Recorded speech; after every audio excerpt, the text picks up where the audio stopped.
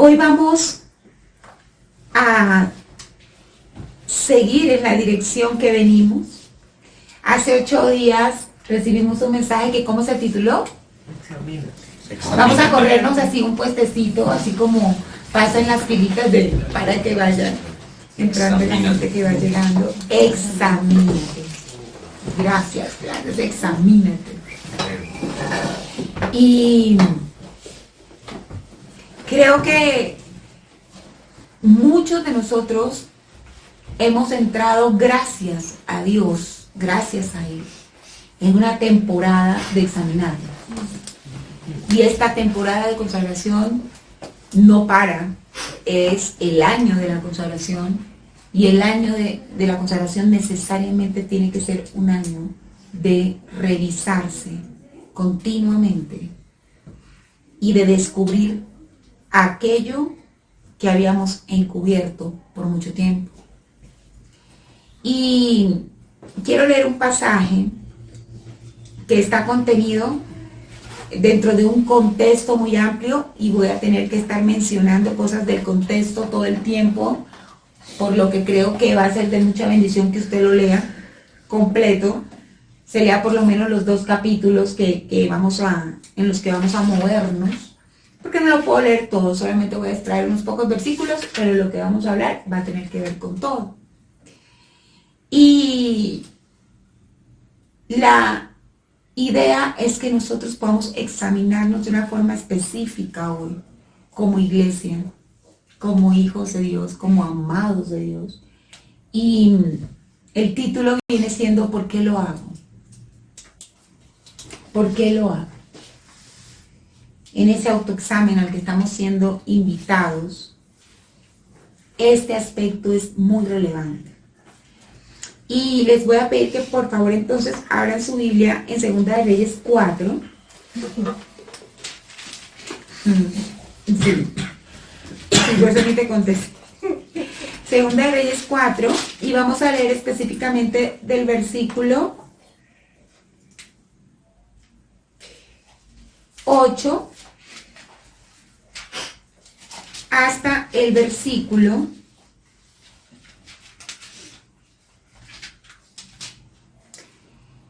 16. No quiero pasarme de ahí, porque aunque todo lo voy a mencionar, creo que con que leamos esos 8 versículos podemos tener el corazón de la enseñanza el día de hoy. Eliseo y la tsunamita. Sí. Entonces leo. Aconteció también que un día pasaba Eliseo por Sunem, y había allí una mujer importante que le invitaba insistentemente a que comiese. Y cuando él pasaba por allí, venía a la casa de ella a comer. Y ella dijo a su marido: he aquí ahora, yo entiendo que este que siempre pasa por nuestra casa es varón santo de Dios. Yo te ruego que hagamos un pequeño aposento de paredes y pongamos allí cama, mesa, silla y candelero, para que cuando él viniera a nosotros se quede en él. Y aconteció que un día vino él por allí y se quedó en aquel aposento, y allí durmió. Entonces dijo a Giezi su criado: llama a esta tsunamita. Y cuando la llamó, vino ella delante de él. Dijo él entonces a Giezi: dile, he aquí tú has estado solícita por nosotros con todo este esmero. ¿Qué quieres que haga por ti? ¿Necesitas que hable por ti al rey o al general del ejército? Y ella respondió: yo habito en medio de mi pueblo. Y él dijo: ¿qué pues haremos por ella? Y Giezi respondió: he aquí que ella no tiene hijo y su marido es viejo. Bastante escueto este siervo. Dijo entonces: llámala. Y él la llamó, y ella se paró en la puerta, y él le dijo: el año que viene, por este tiempo, abrazarás un hijo. Y ella dijo: no, Señor mío, varón de Dios, no hagas burla de tu sierva. Mas la mujer concibió y dio a luz un hijo el año siguiente, en el tiempo que Eliseo le había dicho. Dejemos ahí. Muchas cosas están pasando en este momento de la vida del pueblo de Israel. Este libro, un libro histórico del Antiguo Testamento, Segunda de Reyes, nos narra toda la vida de la nación de Israel dentro de la monarquía y cómo se atravesaban estos periodos de rey bueno, rey malo, rey peor, rey que comienza bien y termina mal. Y en medio de todo esto, Dios obra, nunca deja de obrar. Y qué importante es que el pueblo de Dios sepa que aun cuando hay temporadas de gobernantes que son gobernantes nefastos, espiritualmente, moralmente, el brazo de Dios no se corta. Amén. Por eso es que el siervo de Dios, aquel que es usado por Dios, tiene la libertad de llevar a cabo el ministerio, de ir haciendo la obra, de ir por la gracia de Dios, llevando la salvación, llevando la verdad, llevando el mensaje en cualquier escenario. No nos es excusa. Y nosotros vemos en estos capítulos 4 y 5 de Segunda de Reyes unos apartes del ministerio de Eliseo. Eliseo, un profeta extraordinario del Antiguo Testamento, el sucesor de Elías, aquel en quien se cumplió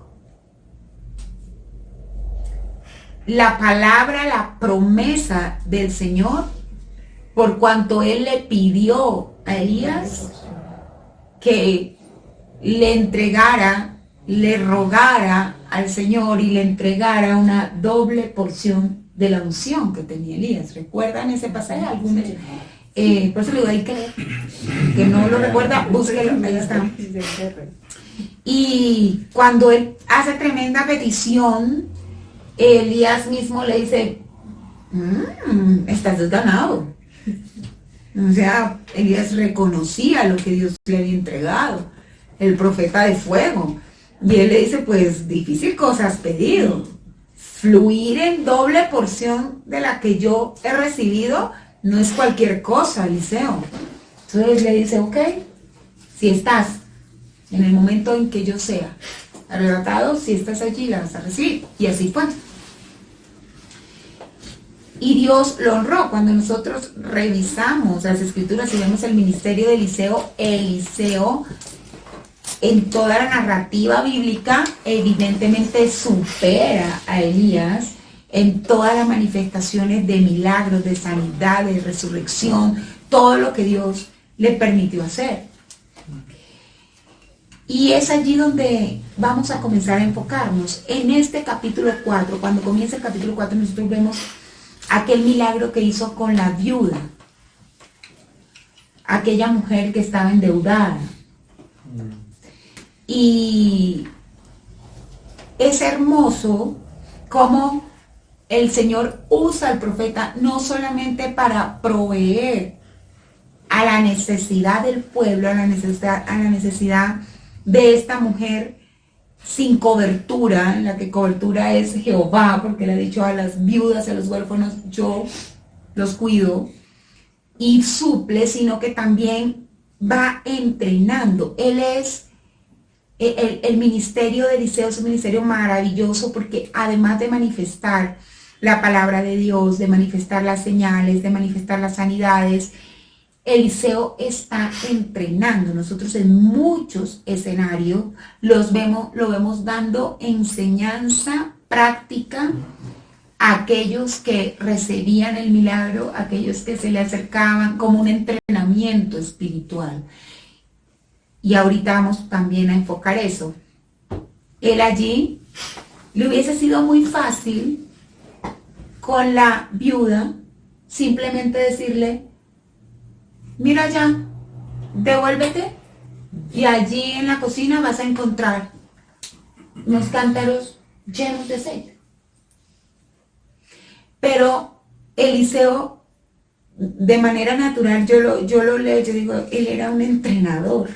Él había sido entrenado por Elías.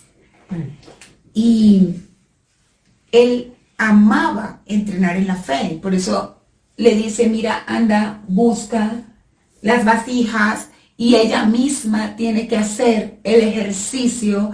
Y es como ese llamado a tu fe tiene que moverse en la dirección correcta. Y recibirás directamente proporcional a tu fe. Cuando en ese no lo vamos a leer, pero pues cuando la cierra y dice, pues ya cuando no hubo más vasijas, cesó el aceite. Nos deja ver si hubiesen existido más, hubiera habido más.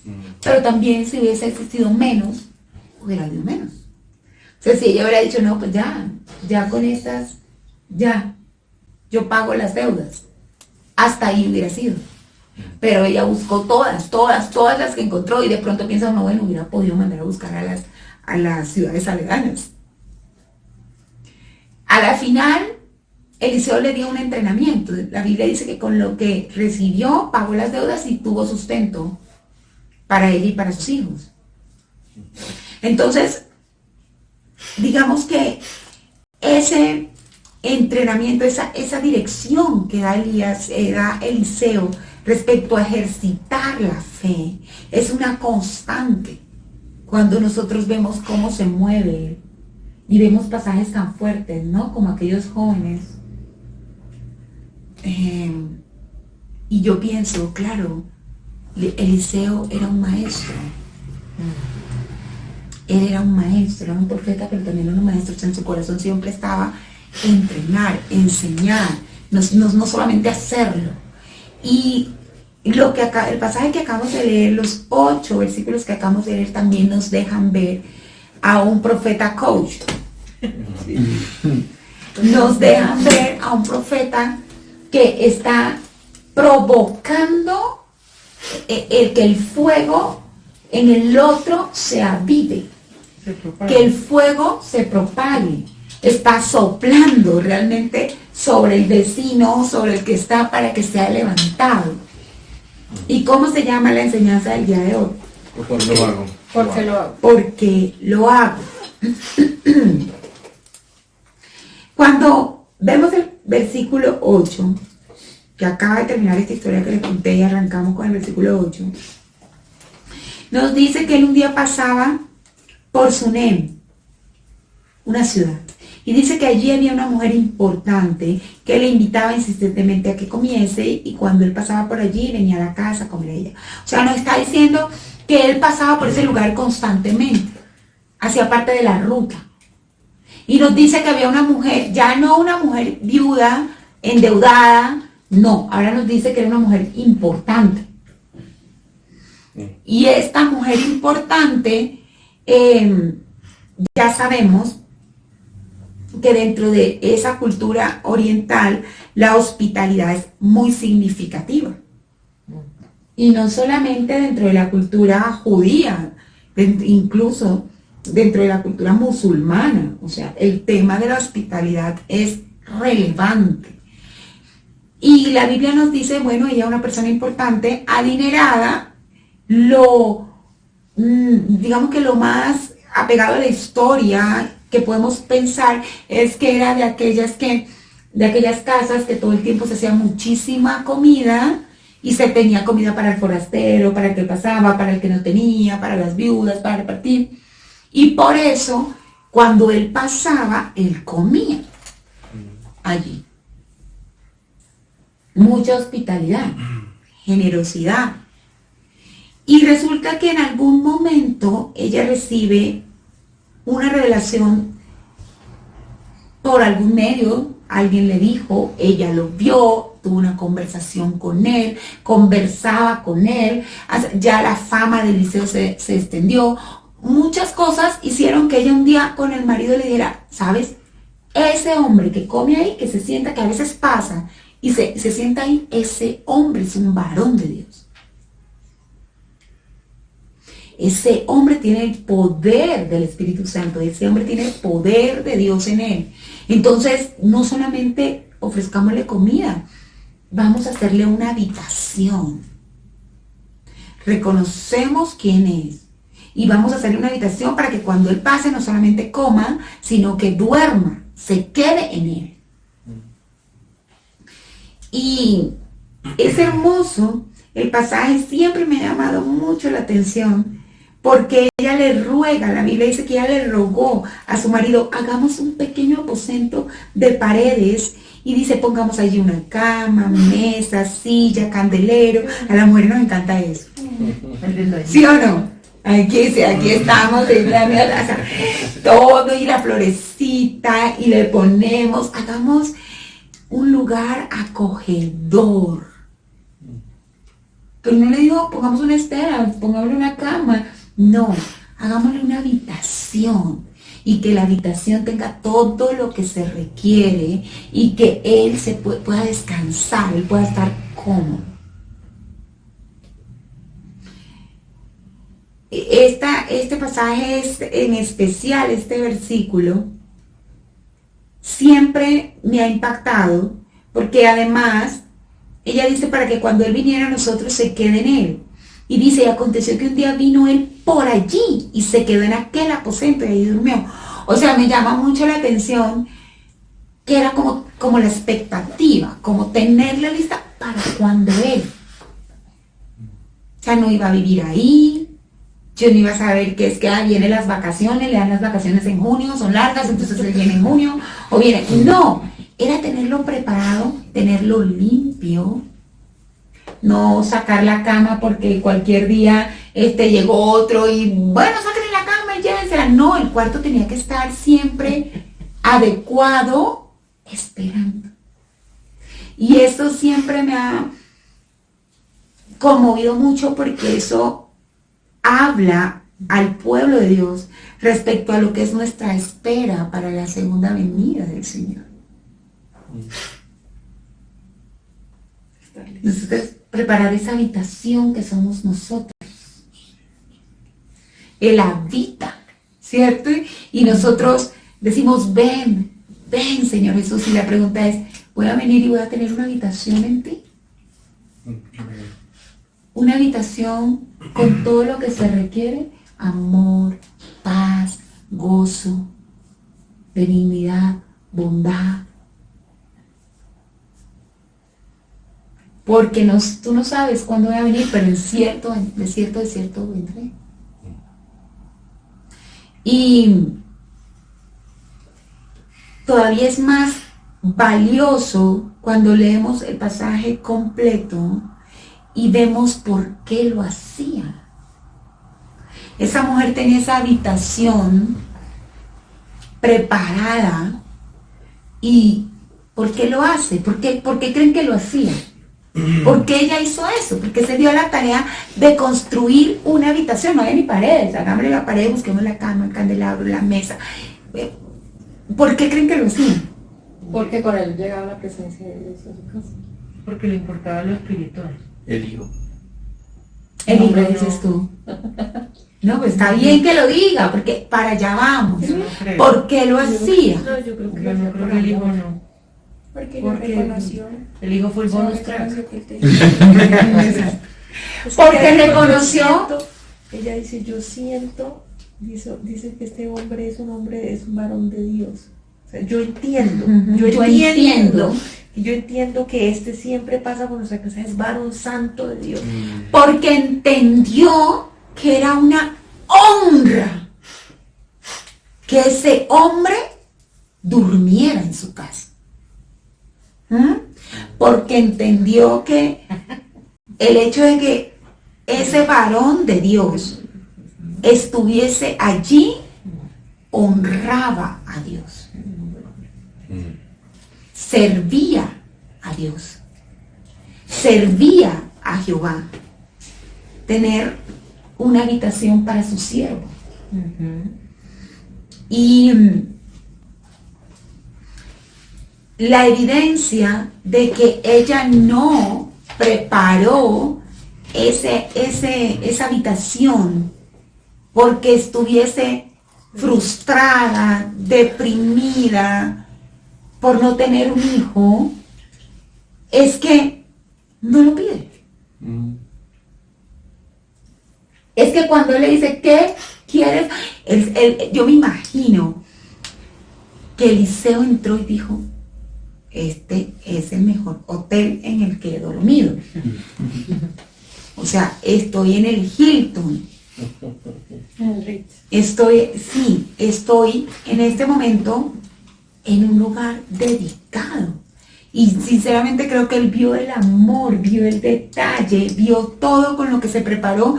Y entonces le dice al siervo, pregúntale qué hacemos por ella. Y resulta que su respuesta es tremenda porque asumen por la situación que se estaba viviendo que muy probablemente lo que ella quería era tener un contacto con las personas de autoridad, y pues Eliseo era de autoridad, ¿no? Autoridad espiritual, entonces tenía entrada con reyes, con militares, con todo, y dice, no, pues ella debe estar buscando un favor. Pues es lo lógico. Pero no es cuando hacemos el servicio a Dios porque entendemos que es una honra hacerlo, es diferente. Mientras no entendemos que servir a Dios es una honra, entonces estamos pensando que como lo servimos, debemos tener esto, lo otro, casa, carro, pues yo te sirvo. Pues yo no les puedo decir las veces que yo he escuchado a un siervo de Dios decir eso. ¿Y yo qué te sirvo? ¿Cómo es que esto no lo tengo yo que te sirvo? El otro lo tiene porque le llaman a otro, yo lo tengo. Yo estoy esperando eso, tú sabes que yo te sirvo. Y una mujer tan sencilla, importante en rango de dinero y me imagino socialmente, pero de corazón tan sencillo, cuando van y le dicen ¿qué quieres que hagamos por ti? Pues por tu servicio, por tener este lugar así de hermoso. Y ella dice, yo habito en medio de mi pueblo. Lo que está diciendo con ese yo habito es yo soy de preeminencia en medio de mi pueblo. O sea, no necesito que me hagan el puente acá, algo. O sea, no es por eso que lo hago. No tengo ninguna expectativa diferente a disfrutar de la honra que es servirte. Eso es muy hermoso. Porque ni siquiera podemos decir que está mal. Ella hubiera podido decir cualquier cosa y no estaba mal. ¿Qué quieres? En la Biblia, ¿cuántas veces lo vemos? Salomón, la sacaste del estadio, o sea, dime. ¿Y estuvo mal? No. Por el contrario, dame esa, por cuanto pediste esto y no pediste, entonces ahora te doy doble. No está mal. Pero es que es hermoso. Es muy hermoso. Es muy hermoso y algunos pueden decir, no, pues es que no tenía fe ya para pedirlo. Realmente creo que llega un momento en que hay luchas en nuestra vida que buscan llevarnos a ese lugar. A ese lugar donde realmente disfrutamos de la presencia y de la honra de estar en su presencia. Y con eso nosotros ya podemos disfrutar y la libertad. Por eso sí es un personaje, ¿no? O sea, dijo él entonces, he aquí tú has estado solícita por nosotros con todo este esmero. ¿Qué quieres que haga por ti? ¿Necesitas que hable por ti al rey o al general del ejército? Y ella respondió, yo habito en medio de mi pueblo. Y él le dijo, ¿qué pues haremos por ella? Mire que me gusta confirmar lo que acabamos de decir respecto a esta característica de maestro de Eliseo. Él le dice a Giesi, su siervo, le dice, ¿qué pues haremos por ella? No haré. ¿Qué pues haré por ella? Pero yo te digo algo, aquí me dice haremos. Sí, Y no, le digo, ¿qué haremos, pues no, haremos por ella? Y Giesi respondió, he aquí que ella no tiene hijo y su marido es viejo. Oh my God, muchas gracias. Muchas gracias. Sí, sí, sí. Pero vamos a ver el privilegio que tuvo Giesi. Esta mujer tenía el privilegio de que él pasara por ahí, por esa ciudad. Eventualmente, ella por cuenta de eso hace lo que hace, disfruta de la honra de lo que es servirle y con eso está recompensada. Y aquí encontramos a su siervo, la persona con la que él movía en todo el recorrido, veía los milagros, él movía como entrenador. Recuerde siempre que él sirvió a Elías. Y él sirvió a Elías como Giesi lo sirvió a él. De alguna forma este hombre tuvo siempre la posibilidad, y nos quedará la duda,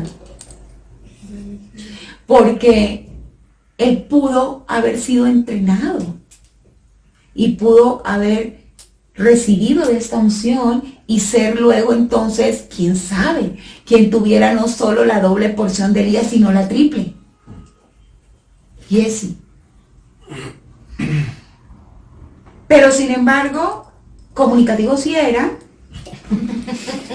Él le dice, ¿qué haremos? Él le cuenta, le dice, listo, no, ya la tengo, es esto. Imagínese esa sorpresa. Cuando arroja la profecía, una mujer que ya no tiene expectativa, le dice, ay no, o sea, no es necesario. O sea, no es necesario que me digas esto. Realmente no lo estoy esperando, no tengo la expectativa en eso. Y la Biblia dice, así como le dijo, fue, al año estaba. Quiero entonces ahora sí hacer un paralelo. Esta mujer recibió eso que seguramente fue un anhelo de toda su vida, que ya no estaba ni siquiera en el mapa, pero la recibió en el momento en que ella podía entender la honra en la que había sido puesta, de poder preparar habitación para el varón de Dios.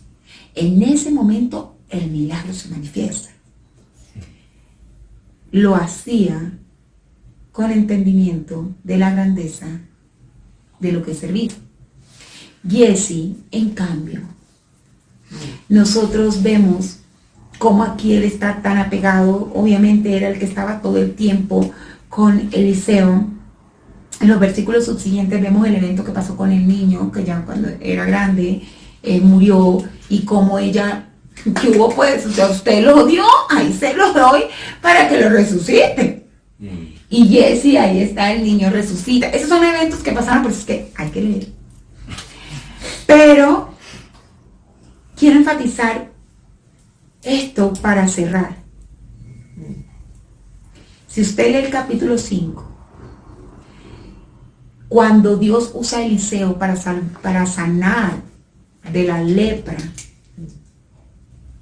a un capitán sirio, Naamán, de la lepra que, pues imagínense lo que eso significaba. Uno lee la descripción de esa enfermedad y es una cosa terrible. Y este hombre quiso pagarle a Eliseo por ese milagro. Obviamente Eliseo no aceptó, pero la Biblia nos dice que Giesi sí. Y que se escondió y que esperó que Eliseo no estuviera. Y fue y dijo, ay sí, no, ¿sabes? Es que sí, mejor sí, entréganos. Y la Biblia dice que cuando él llega, recibe la reprensión de parte de Dios, Le miente. además le miente, y la lepra cae sobre él y sobre su descendencia. Es una de las maldiciones más fuertes, porque es que no solamente hubo lepra en Jesse, hubo lepra en toda su descendencia. O sea, el pecado se extendió. Y en esto, con ello quiero cerrar. Miren, la oportunidad de servir a Dios la tenemos muchos. La palabra dice que muchos son los llamados. Muchos. Pero la gran mayoría busca algo.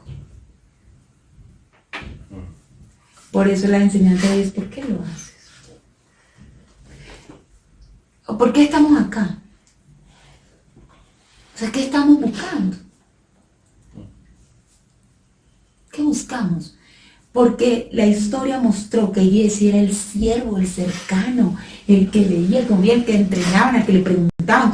Mire, cuando se iba a dar el milagro de la resurrección, y no se lo voy a leer para que usted lo lea, Eliseo primero manda a Jesse y le dice: ponle el báculo. De alguna manera, entre este pasaje de 8 al 16 y más adelante, algo pasó en el corazón de Jesse. Porque cuando la mamá corre a buscar a Eliseo, desesperada porque se le murió su hijo, Jesse la quiere quitar. No tiene empatía con el dolor de ella, no entiende, y Eliseo le dice: espera. Ella necesita, él está desconectado, y después se le dice: ve, no, que murió, ok, ve, y le pones el báculo, y él va con la instrucción que le dio Eliseo, y nada pasó. No resucita. Eliseo lo está entrenando. ¿Sí me están entendiendo? Lo está mandando, le está entrenando. Bueno, ¿qué vamos a hacer? Vamos a orar por su hijo. Bueno, ahora ve, hace. Pero ya no da cuenta. Porque ya había avaricia en él. O sea, ya él estaba al lado de Eliseo, pero su corazón no estaba con Eliseo. Santo. Y algunos, hay lecturas tan interesantes, hasta poesía le han hecho a Jesse, y dicen todo lo que él debía pensar. En algún momento se cansó, dicen algunos comentaristas. En algún momento este hombre que fue un siervo, que arrancó, que vio la grandeza, que dijo: ¡ay! Del Eliseo, y ahora, en algún momento dije: o sea, quiero más comodidad. Quiero ya una heredad, quiero ya tener esto, tener lo otro, Eliseo de aquí para allá, de allá para acá, haciendo milagros, teniendo. Yo quiero esto y quiero lo otro. Quiero posición social, quiero reconocimiento.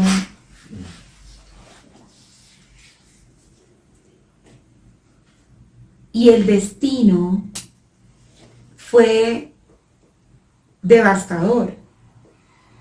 Cuando él llegó y engañó y tomó recompensa, imagínense, hizo un mercado de los santos. Cuando él llega allá, él no llega de un día para otro. Y su llamado era trascendente. Y termina lleno de lepra, maldito él y maldita su generación. ¿Cómo llegó allá? Si era el siervo, es que es un cuadro muy triste lo que pudo haber sido. Y la conclusión es esa, la intención de su corazón, el por qué estuvo con Eliseo. No fue realmente con un servicio por honra para el Señor, ni se sentía honrado por el solo hecho de estar allí al lado del profeta y ver cómo se sana una lepra, cómo entra el agua, cómo y sale sano. O sea, eso no le fue suficiente. No le fue suficiente participar de lo santo. Quería participar de lo terrenal. Tener dinero, tener representación, tener reconocimiento, tener fama, estabilidad económica. Por eso la pregunta es, ¿por qué lo hacemos? Y si usted y yo estamos acá, y los que estamos conectados, ¿por qué nos conectamos? No está mal tener peticiones, pero buscar a Dios y estar metido en lo santo, con la agenda oculta de lo que creo voy a obtener por estar ahí, no es la verdad a la cual hemos sido llamados. Es tener una doble agenda. Y si tenemos una doble agenda, tarde o temprano vamos a caer. El enemigo se va a ocupar de tentarnos allí, en donde vamos a terminar negando, retrocediendo, trayendo maldición, por no entender que este camino es un camino por amor, no por negocio. Amén.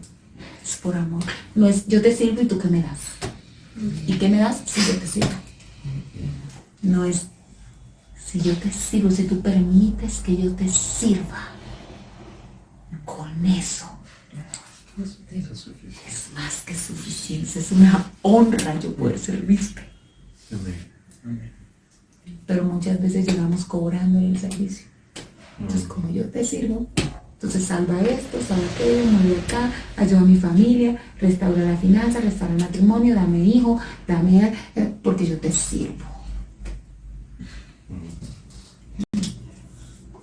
Ese pensamiento nos terminará llevando a un fracaso, como pasó con Jesse.